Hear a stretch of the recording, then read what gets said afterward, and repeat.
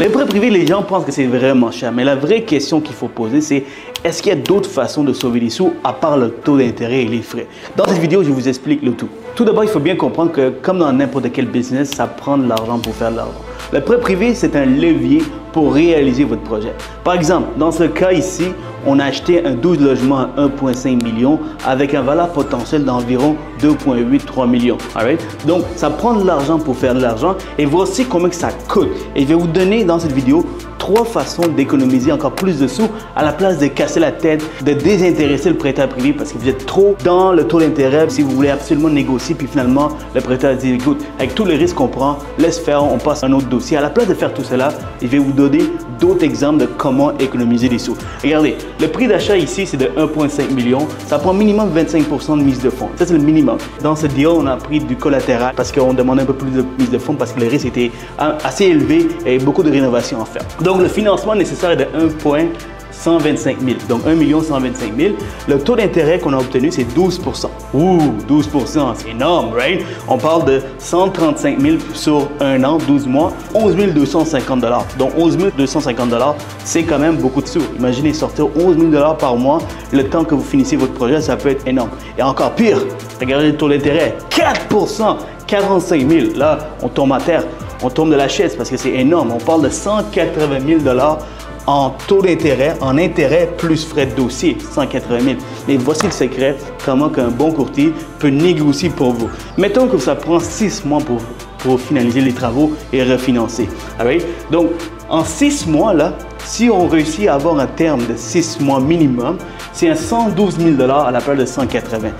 Un courtier peut faire ça. Si vous savez très bien, vous avez l'expérience, vous avez fait plusieurs projets, c'est pas votre premier là. Alors vous êtes capable de dire qu'en 6 mois, je suis capable de finir les travaux, refinancer dans une banque. Et dans ce cas-là, ou vendre, on va avec une option à 6 mois. Sinon, ce qu'on peut faire, c'est qu'on peut aller sur 3 mois. Si vous pensez que c'est vraiment de l'optimisation, c'est la peinture, c'est des petites rénovations qu'on doit faire, 3 mois c'est suffisant. On va avec un 3 mois. À la place de 480 000, on parle de 78 000.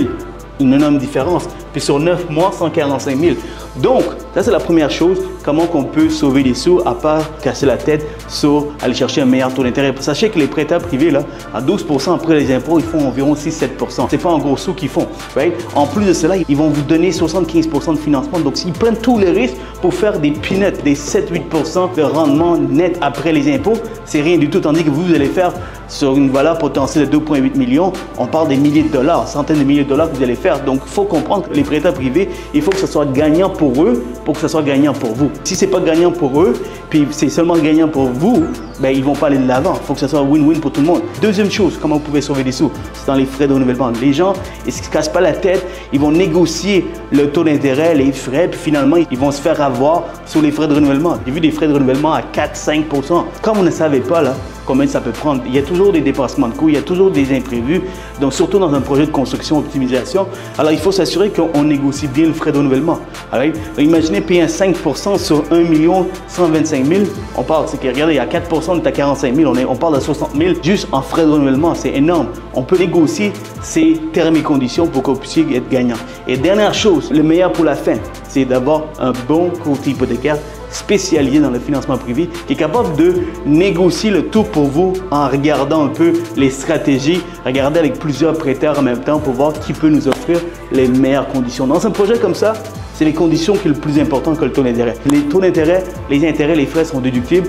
Donc, qu'est-ce qui est le plus important? C'est les termes et conditions qui peuvent être favorable dans votre dossier. Donc, en résumé, engagez un bon courtier hypothécaire qui a de l'expérience. Équipe SK, dans notre équipe, on s'occupe de tout. On fait du résidentiel alternatif, privé, commercial. On va vous amener vers le privé avec des bonnes conditions. On va aussi vous accompagner pour vous ressortir du privé en refinançant vers une banque. Alright? Équipe SK s'occupe de tout. On mange pour déjeuner les financements compliqués.